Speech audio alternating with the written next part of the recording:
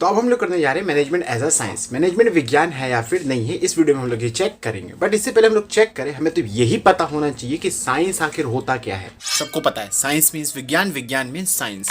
So what is science? It is a systematised body of knowledge which explains certain general truth. क्या मतलब है कि आपके पास अगर कोई नॉलेज है जो कि सिस्टमेटिक रूप में अवेलेबल है। सिस्टमेटिक रूप में अवेलेबल होने का मतलब ये है कि वेल ऑर्गेनाइज है, अच्छे तरीके से व्यवस्थित करा गया, अरेंज करा गया, ताकि कोई भी इस नॉलेज को गेन कर सके, समझ सके। उसके खुद के प्रिंसिपल्स हों, थ्योरीज हों, लॉस हों, जो कि जीवन के कुछ सामान्य सत्यों को बता रहे हों, तब उस नॉलेज को हम लोग साइंस कह देते हैं। तो अब चेक करते हैं कि फिजिक्स साइंस है या फिर नहीं है। क्या फिजिक्स की सिस्टमेटाइज्ड बॉडी ऑफ नॉलेज है वेल ऑर्गेनाइज करा गया उसकी नॉलेज को, उसके खुद की थ्योरीज, प्रिंसिपल्स और लॉज हैं। फॉर एग्जाम्पल के लॉ ऑफ ग्रेविटी, क्या ये लॉ ऑफ ग्रेविटी जीवन के कुछ सामान्य सत्य को बता रहे कि आप कोई भी चीज को ऊपर फेंकोगे धरती पर तो वो नीचे आएगी ही आएगी।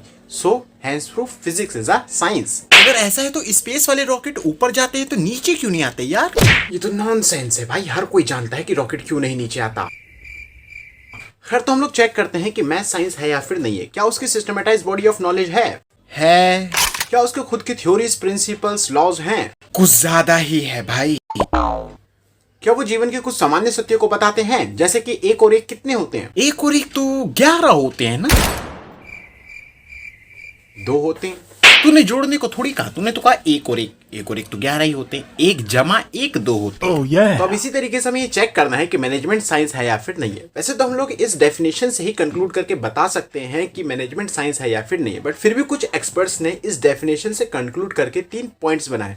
तो अगर कोई भी नॉलेज इन 3 पॉइंट्स के अंदर लिखी हुई स्टेटमेंट्स को, कंडीशन को पूरा कर रही होती है तो वो नॉलेज साइंस बन जाती है, अदरवाइज नहीं बनती। तो इसी तरीके से हमें मैनेजमेंट को देखना है कि क्या मैनेजमेंट हमारा इन 3 कंडीशन, इन 3 पॉइंट्स की बातों को फुलफिल कर रहा है या फिर नहीं कर रहा। कर रहा होगा तो साइंस बन जाएगा, और अगर नहीं करेगा तो देखेंगे क्या बनता है। Number 1, systematised body of knowledge, मतलब वो जो नॉलेज है वो सिस्टमेटिक रूप में अवेलेबल होनी चाहिए, वेल ऑर्गेनाइज्ड होनी चाहिए, उसके खुद के अपने थ्योरीज, प्रिंसिपल, लॉज होने चाहिए।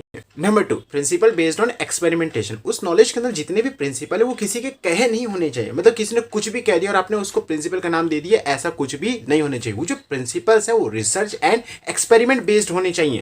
And last most important, universal validity, वो जो नॉलेज है उसके जितने भी प्रिंसिपल है वो यूनिवर्सली वैलिडेट होने चाहिए, मतलब हर जगह समान रूप से लागू होने चाहिए। प्रिंसिपल ऐसा नहीं होना चाहिए, मान लो इंडिया में तो लागू हो रहा है पूरी तरीके से, मतलब एप्लीकेबल है, लेकिन अमेरिका में जाएंगे तो उसका कोई मतलब ही वहां पर नहीं बन रहा। तो अगर किसी नॉलेज के प्रिंसिपल के साथ ऐसा कुछ हो रहा है तो वो नॉलेज हमारी साइंस नहीं कहलाती। तो अब हम लोग एक बार क्रॉस चेक करते हैं कि हमने फिजिक्स को साइंस क्यों कहा। क्या उसकी सिस्टमेटाइज्ड बॉडी ऑफ नॉलेज है? क्या उसके प्रिंसिपल्स एक्सपेरिमेंट बेस्ड हैं? न्यूटन ने जो प्रिंसिपल दिया था, लॉ दिया था ग्रेविटी का, वो एक्सपेरिमेंट पे बेस्ड था, रिसर्च करी थी उसने, ऐसा नहीं कि यूं ही कह दिया और लोगों ने मान लिया। और लास्ट, क्या यूनिवर्सल वैलिडिटी है? क्या ये प्रिंसिपल सब जगह समान रूप से लागू होता है? इंडिया में भी अगर कोई चीज उछालोगे तो नीचे आएगी, अमेरिका में भी उछालोगे तो वो नीचे आएगी। ये याद रखना, पूरा मतलब इसका ये नहीं है, मैं तुम्हें सिंपल करने के चलते ऐसे समझा रहा हूँ। सो फिजिक्स साइंस था, है और रहेगा। तो अब चेक करते हैं कि मैनेजमेंट साइंस है या फिर नहीं है। क्या उसकी सिस्टमेटाइज्ड बॉडी ऑफ नॉलेज है कि भाई उसकी ऑर्गेनाइज्ड नॉलेज है पूरी तरीके से, उसके खुद के प्रिंसिपल्स हैं। सेकंड चैप्टर में क्या उसके प्रिंसिपल एक्सपेरिमेंट बेस्ड हैं? हाँ भाई, सेकंड चैप्टर में जितने भी प्रिंसिपल दिए हुए हैं मैनेजमेंट के वो एक्सपेरिमेंट बेस्ड ही हैं। बट सबसे इंपॉर्टेंट, यूनिवर्सल वैलिडिटी, मैनेजमेंट की जो प्रिंसिपल है वो यूनिवर्सली एप्लीकेबल नहीं है। मैनेजमेंट की जो प्रिंसिपल है वो इंसानों के साथ बिहेव करते हैं और इंसानों का बिहेवियर बहुत ही चंचल है, सब जगह समान रूप से लागू मैनेजमेंट के प्रिंसिपल्स नहीं होते हैं। तीसरी कंडीशन मैनेजमेंट ने पूरी नहीं करी। तो क्या मैनेजमेंट साइंस बना? नहीं बना। बट यार मैनेजमेंट नाराज हो जाएगा क्योंकि उसने 2 कंडीशंस तो पूरी करी, systematised body of knowledge and principle based on experimentation. तो हमारा मैनेजमेंट नाराज ना हो, इसको साइंस तो नहीं कह सकते, बट हम लोग इसको अप्लाइड साइंस कहते हैं, और दूसरा इसको इनएग्जैक्ट साइंस के नाम से भी जानते हैं।